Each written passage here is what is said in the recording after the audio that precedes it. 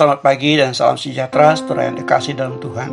Pagi ini kita akan merenungkan firman Tuhan dengan tema Percaya kepada Tuhan. Kisah Para Rasul pasal 14 ayat 1-8. Paulus dan Barnabas tinggal beberapa waktu lama di situ.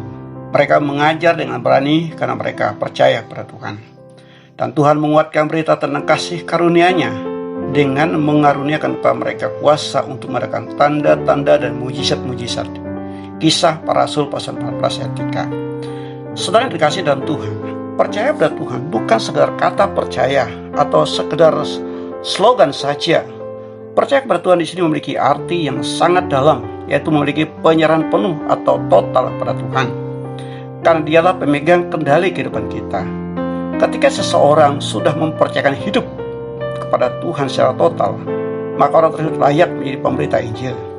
Karena syarat mutlak sebagai pemberita Injil adalah orang yang percaya pada Tuhan sebagai Tuhan dan Juru Selamat pribadi, dan siap untuk menerima konsekuensi sebagai pemberita Injil. Saudara, Paulus dan Barnabas adalah orang yang percaya pada Tuhan dan orang yang dipenuhi oleh Roh Kudus. Kisah Para Rasul pasal 11 ayat 24, pasal 13 ayat 9. Mereka dipilih dan diutus langsung oleh Allah melalui Roh Kudus untuk menjalankan misinya, yaitu memberitakan Injil Yesus Kristus pada segala suku dan bangsa.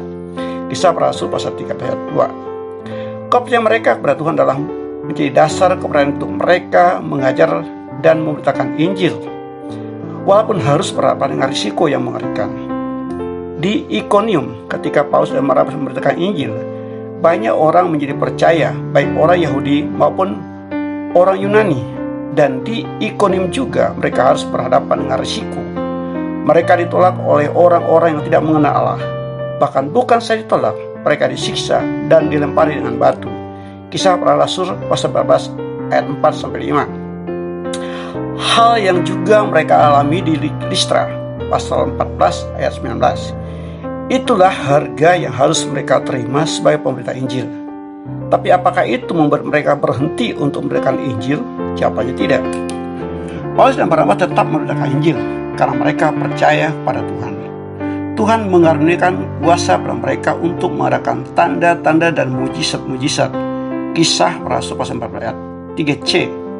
Dan ketika tiba di Listra, Paulus bertemu dengan seorang yang lumpuh sejak lahir dan belum pernah berjalan.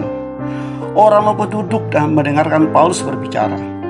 Dan Paulus melihat bahwa orang tersebut beriman dan dapat disembuhkan. Kisah Para Rasul pasal 14 ayat 8 dan 9. Lalu Paulus menyuruh orang tersebut berdiri tegak di atas kakinya, dan orang tersebut melonjak berdiri lalu berjalan kian kemari.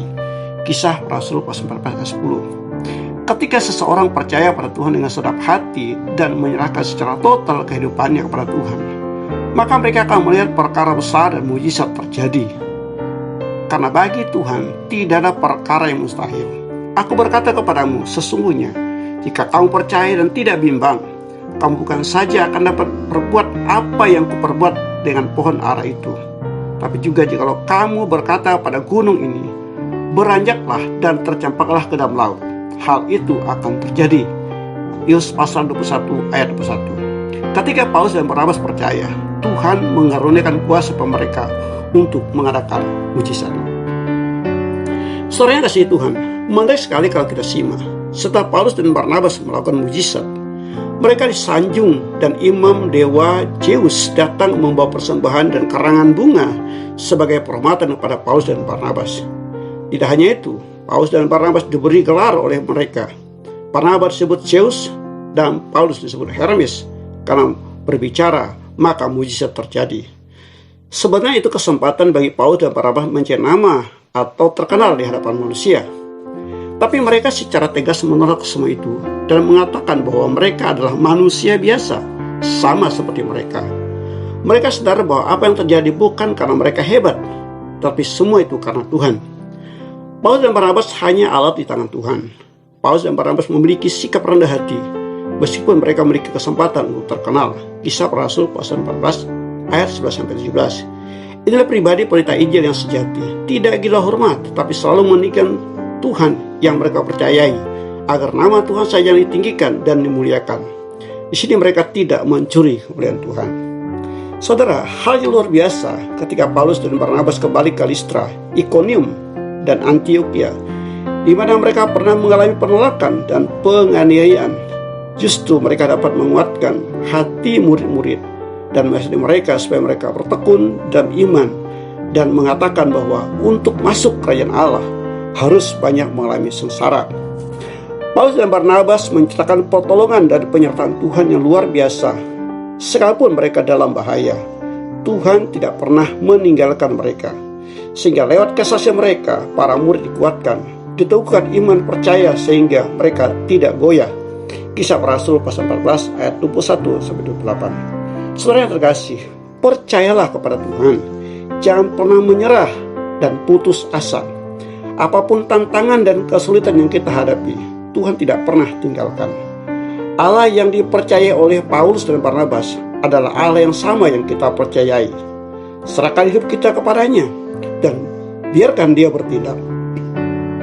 Jangan lari dari masalah dan hadapi itu bersama dengan Tuhan. Bagi Tuhan tidak ada perkara yang mustahil. Tuhan Yesus memberkati.